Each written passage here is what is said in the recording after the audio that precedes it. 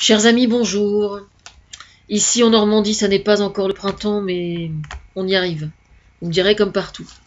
Enfin, bon, il y a des moments où ça fait du bien, quoi. Voilà. J'ai reçu, alors il va y avoir dans une semaine des élections.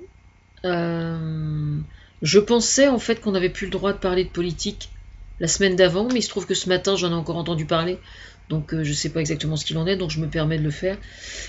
Mais voilà, il se trouve que j'ai reçu ce matin le tract du Front National. C'est curieux d'ailleurs parce que les autres partis m'ont donné leur papier, mais par contre je n'ai pas de tract. J'ai juste les noms et j'ai pas de programme ni quoi que ce soit. Je sais pas exactement ce qu'il en est. Bref, donc j'ai lu tout ça. J'ai pas tout lu pour être honnête encore. J'ai pas lu la suite. Je vais me contenter de la première page pour aujourd'hui en tout cas. Voilà.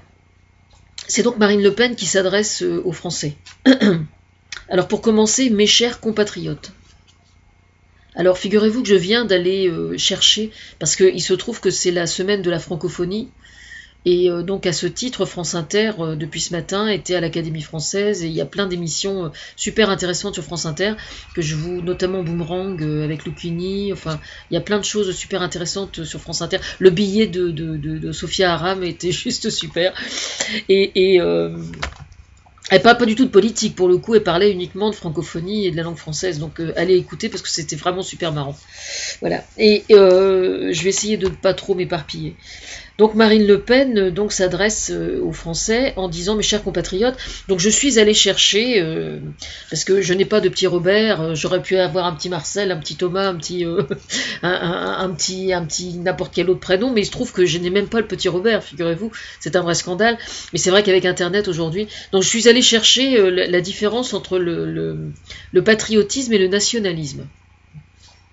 Parce que justement, c'est extrêmement interpellant, parce que quand on parle de l'extrême droite, quelquefois, on parle des différents nationalismes à l'échelon européen de chaque pays, de chaque État, avec une notion quelque peu péjorative quelquefois.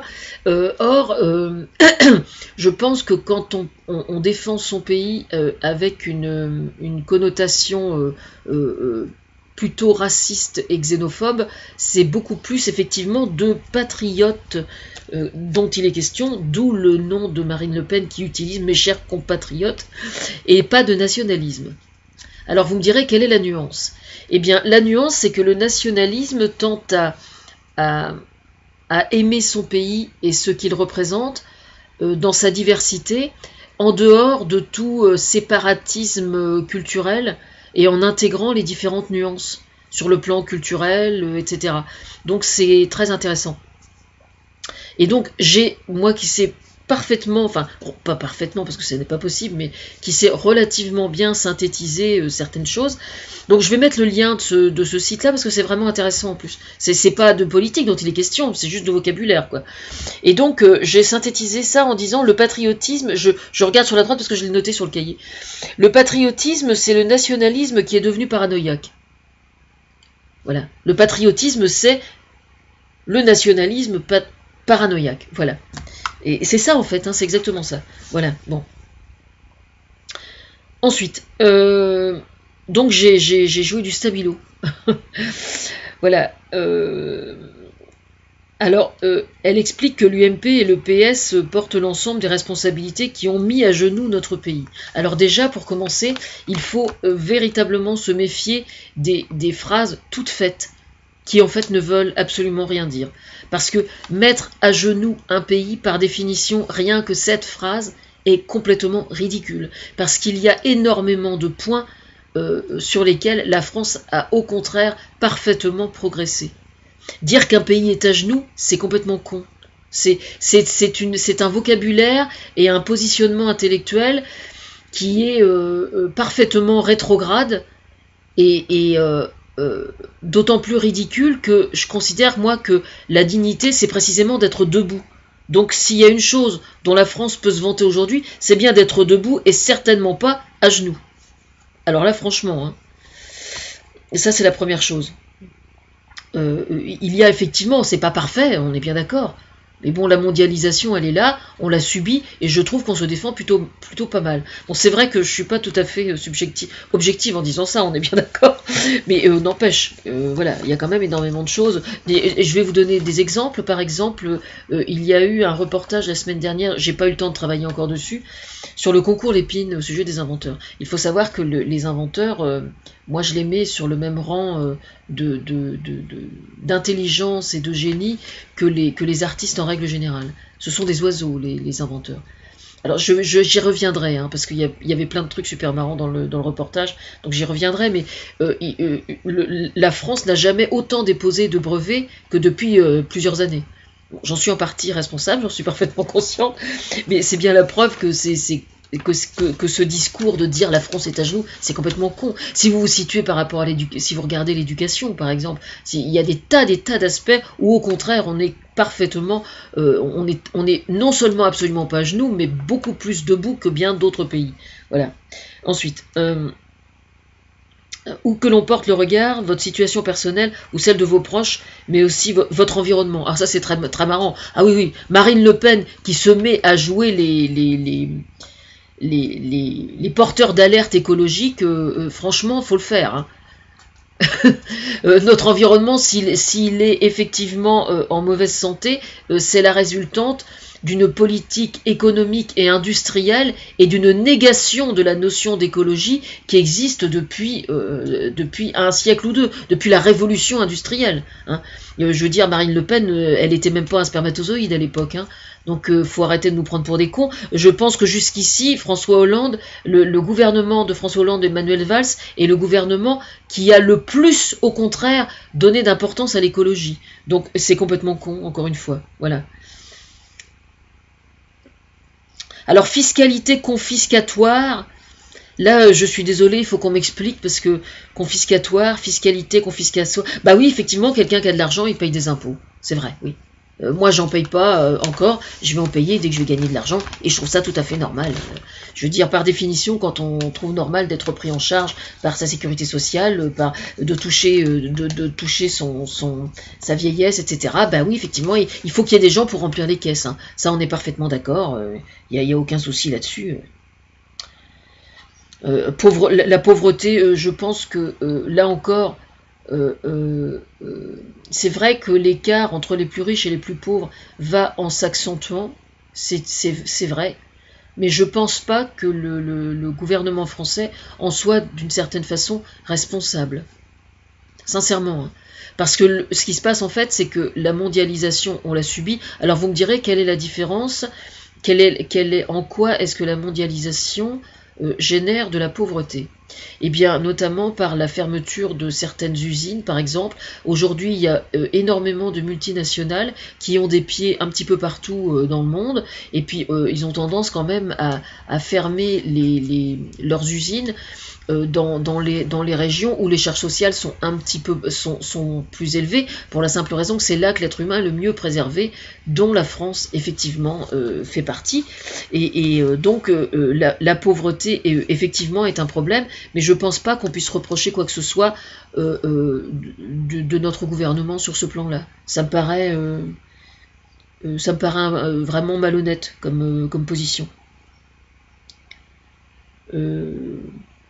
Effondrement du pouvoir d'achat, non, je suis désolé. Il y a une baisse du pouvoir d'achat, oui. Effondrement, non. Vous voyez, là vous êtes en flagrant délit de catastrophisme absolu. Ouais. Il ne s'agit pas d'effondrement. C'est vrai qu'il y a des gens qui ont plus de mal à y arriver aujourd'hui qu'ils y avaient du mal il y a 5 ans ou il y a 10 ans, c'est vrai. De là à dire que c'est un effondrement, non. Là, vous voyez, c'est vraiment de la mauvaise foi, quoi. Ruine des écoles, alors là, franchement, avec les réformes dont je suis à l'origine par l'intermédiaire du gouvernement, s'il y a un truc sur lequel ça bouge, c'est bien l'école, justement. Hein. Franchement. Hein. Et dans le sens extrêmement positif. Hein. Il s'en passe des choses chouettes hein, au niveau de l'école, hein, que vous ne soupçonnez pas. Hein. Vraiment. Hein. Alors, voilà, dans le style phrase toute faite, laxisme général. Alors, on ne sait pas ce que c'est. Laxisme général. Ce matin, j'avais un souci avec ma sécurité sociale, tiens. Donc, je sais pas, bon, j'ai attendu un petit peu, un quart d'heure pour les avoir. parce que j'arrivais pas à rentrer sur mon compte Amélie. Et en un quart d'heure, j'ai eu quelqu'un d'aimable au téléphone et qui m'a renseigné. Il est où le laxisme? C'est pareil, c'est du vent. Communautarisme. Ah, voilà. Ah oui, alors là, mais là, elle n'est pas la seule. Hein. Il y a beaucoup de gens qui prennent le communautarisme comme étant un danger pour notre pays. C'est complètement stupide. Parce que le communautarisme, c'est un réflexe parfaitement humain que les Français ont eux aussi quand ils vont à l'étranger. C'est-à-dire que quand quelqu'un part de son pays pour aller vivre dans un autre pays pour trouver du travail, à plus forte raison quand il est en situation de désespoir, le premier réflexe qu'il a, c'est d'essayer de retrouver des gens de sa culture et de ses origines, ce qui est parfaitement humain et parfaitement normal. Là où il y a un problème, c'est quand le communautarisme devient contradictoire ou en contradiction avec les lois de la République, ce qui est vrai. Mais je pense que précisément, ça se passe beaucoup mieux qu'on ne le pense au sein de ces communautés. Et là, c'est pareil, c'est vouloir absolument dénoncer un incendie qui n'existe pas nécessairement. Il y a bien des banlieues aujourd'hui autour de Paris où ça se passe beaucoup mieux qu'on ne le pense. Hein. Le problème, c'est que évidemment, ça emmerde les gens du FN parce que c'est tellement plus agréable de crier au loup pour essayer de faire du pognon. Hein, parce que c'est pour ça qu'ils font de la politique quand même. Hein. Plus particulièrement le FN que les autres partis, hein, soit dit en passant. Attendez. Perte d'indépendance et de souveraineté de notre pays. Pour information, la France, depuis qu'elle existe, a toujours été entourée de certains pays. Et que ça plaise ou pas à Marine Le Pen et aux patriotes, il est extrêmement important d'avoir conscience qu'on a des pays autour de nous, que ces pays, on a vis-à-vis d'eux certains devoirs de bienveillance. C'est bien pour ça que je suis pro-Europe, moi, contrairement à Marine Le Pen. Et je ne vois absolument pas en quoi la France perd de sa souveraineté pour autant. L'Europe, on est bien contente de l'avoir quand il s'agit de toucher certaines subventions pour certaines entreprises, par exemple. Ce qui est très grave, en fait, en ce qui concerne le Front National, c'est que, c'est très dur ce que je vais dire, mais c'est malheureusement la vérité, c'est que ils essaient de faire croire aux gens qu'ils ont, eux, la solution. Ça me fait penser exactement l'émission qu'il y a eu au sujet des sectes il y a quelque temps, là, où il disait, comment c'était ? Croyez, si vous croyez, vous n'avez pas besoin de chercher à comprendre, quoi. Et en fait, le Front National, c'est exactement comme ça qu'ils se comportent par rapport à leur électorat. C'est-à-dire qu'ils leur disent, ça va pas, mais on a la solution, nous, on a la solution. Sur ce tract-là, il n'y a rien au niveau idée, au niveau innovation, rien, il n'y a rien. Vous voyez ce que je veux dire ? Et en fait, ils fonctionnent exactement de la même façon. Ce qui est quand même grave. Hein. Alors, désertification des campagnes, je vous signale que moi, je suis l'inspiratrice de François Hollande et de tout le gouvernement depuis le début que François Hollande a été élu. Même, j'avais commencé avant. On peut retrouver tout ça sur mon forum, hein, sur mes forums et sur mes blogs. Je me suis attelée, moi, justement, à proposer certaines solutions pour lutter contre les désertifications des campagnes. Je suis d'autant plus proche du sujet que j'habite la campagne, ici, dans un petit village à Saint-Ostrobert, et que notre épicerie n'a toujours pas trouvé de repreneur. J'ai travaillé, par exemple, la semaine dernière sur le régime des indépendants, etc. J'ai fait des vidéos sur le sujet, sur les petits commerces qui ferment en campagne, qui sont en concurrence déloyale par rapport aux chaînes de magasins qui viennent s'installer sur les zones industrielles. Voilà sur quoi moi je travaille, moi qui ne suis absolument pas rémunéré, ni reconnu effectivement socialement par le gouvernement pour lequel je travaille, pourtant pour la simple raison que ça n'a aucune importance, parce que c'est pas pour ça que je le fais. Voilà. Parce que moi je ne fais pas de politique pour gagner de l'argent, contrairement à Marine Le Pen. Alors attendez, ensuite, disparition du service public. Alors là c'est pareil, c'est un de mes chevaux de bataille. Depuis le début je suis l'inspiratrice de François Hollande, c'est un de mes chevaux de bataille, la disparition. Mais j'en tiens pour preuve, la Poste. justement. Il se trouve que moi, je suis malheureusement encore sous tutelle, j'espère plus pour très longtemps, et la Poste a mis sur pied, inspirée par moi, une carte bancaire destinée aux gens, aux adultes qui sont sous protection juridique, c'est-à-dire qui sont sous tutelle. Voilà. Ça, c'est typiquement le genre de choses qui n'aurait absolument jamais vu le jour sous un gouvernement autre que socialiste. Voilà. Alors, disparition du service public, s'il y a quelqu'un qui se bagarre contre ça, c'est bien moi. Attendez. Voilà le bilan désastreux de la caste au pouvoir. Alors, attendez. Marine Le Pen qui parle de la caste au pouvoir, c'est juste à pisser de rire. Parce qu'elle, dans le genre dynastie, le père Le Pen, Marine Le Pen, la nièce Le Pen. Si ça, c'est pas de la royauté, faut m'expliquer ce que c'est. Hein. Voilà. Ensuite, alors voilà. Maintenant, ensuite, elle parle du nouveau découpage géographique. Vous savez, au sujet des régions, des départements, etc. Ils veulent les sacrifier au profit des intercommunalités et des grosses régions très coûteuses et très éloignées de vos préoccupations. Alors, pour information, je tiens juste à préciser que le principal, enfin, même le seul véritable argument de ce nouveau découpage administratif, c'est précisément de faire des économies. Bon. Moi, je suis pour ce redécoupage parce que c'est une question de bon sens. Maintenant, les susceptibilités que ça donne sur le plan régional, ces susceptibilités-là vont s'estomper avec le temps quand les gens vont réaliser que ça ne va pas particulièrement les déranger. Je tiens juste à préciser qu'aujourd'hui, avec l'ère d'Internet, il est beaucoup plus facile d'obtenir certains documents par l'intermédiaire de la poste et d'Internet, et que moi j'ai demandé dès le début à ce qu'il y ait certains aménagements au niveau des communes pour justement les gens qui n'ont pas Internet ou pour les gens qui n'ont pas qui n'ont pas la possibilité de se déplacer facilement. Voilà. Donc, quand elle dit que vont devenir nos handicapés, alors après ça continue évidemment, que vont devenir nos vieux, que vont devenir nos handicapés, enfin,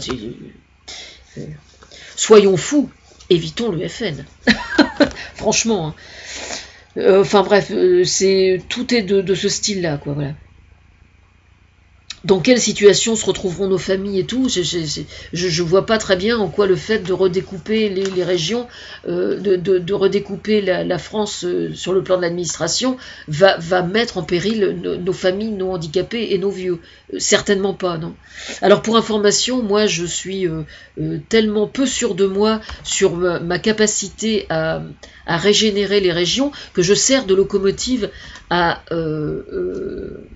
au département de la Haute-Normandie depuis des années de ça, et j'ai juste demandé ce matin justement à Thomas Fersen si la région pouvait faire une sorte de bilan de mon influence entre guillemets, parce qu'en fait la Seine-Maritime, personne ne le sait, mais la Seine-Maritime et bien d'autres régions encore sur lesquelles j'ai des ancrages où je suis pas encore allée nécessairement, mais où j'ai certaines formes d'ancrage, comme Toulouse ou comme la Bretagne ou comme Nantes ou comme Lyon par exemple, parce que bon c'est lié aussi au parcours de Thomas Fersen quelquefois. Il s'est passé un certain nombre de choses sur le plan expérimental depuis quelques années. J'ai rien qui me vient en particulier, mais j'ai en mémoire le fait que ça se soit produit. Et donc ces choses expérimentales, justement, étant donné que j'ai énormément de flair, fonctionnent effectivement. Et donc ce sont des choses qui vont être relativement aisées à décupler dans tous les départements et dans toutes les régions. Et dont certaines vont être bien évidemment adaptées parfaitement à la situation. Hein. Il n'est pas question de faire de l'uniformité. Mais donc c'est juste risible quoi qu'elle parle de la désertification des campagnes, alors que franchement le Front National n'apporte absolument rien quoi. Moi personnellement j'aurais besoin de créer une entreprise et de m'installer quelque part. Je vous dis franchement, hein, je vois l'étiquette FN, je me tire. Hein. Ça c'est clair. Hein. Jamais je travaillerai avec ces gens-là. Hein. Jamais. Hein. Personnellement, je serrerais la main à Marine Le Pen, j'aurais tendance à recompter mes doigts. Hein. Mais bon. Et le pire, c'est que je mens pas. Voilà. Qu'est-ce qu'elle avait mis d'autre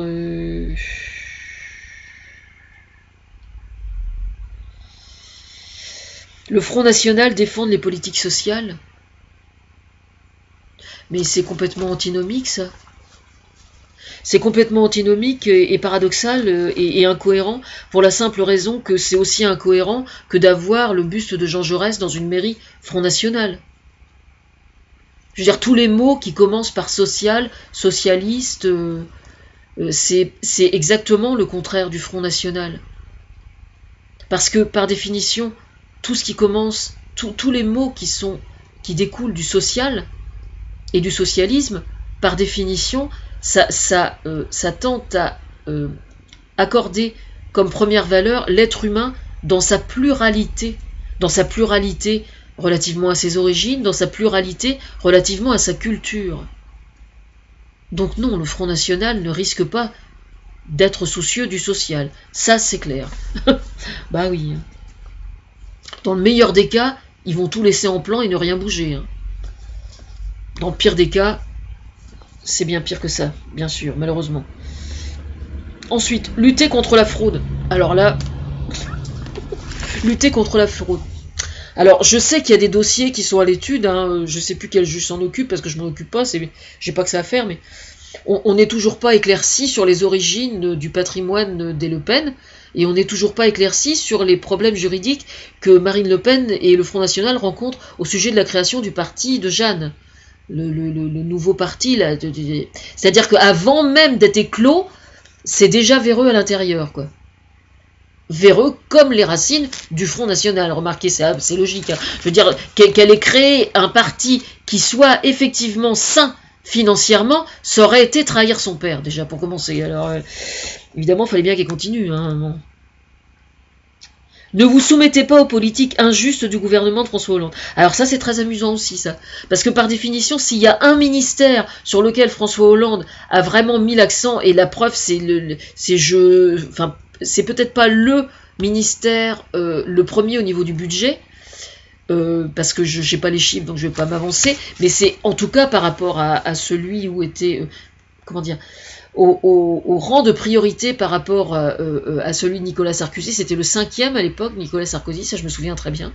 Mais il y a une chose qui est absolument évidente, c'est que s'il y a un ministère justement qui fonctionne très bien sous François Hollande, c'est bien précisément le ministère de la Justice. Donc alors là, moi je fais très attention à l'étymologie des mots. On apprend des choses incroyables. Mais par exemple, amalgame, j'ai appris ce matin sur France Inter que le mot amalgame avait des origines arabes. C'est intéressant quand même, c'est très interpellant. Voilà. Alors pour couronner le tout, le comble de la mauvaise foi, reprenez votre destin en main.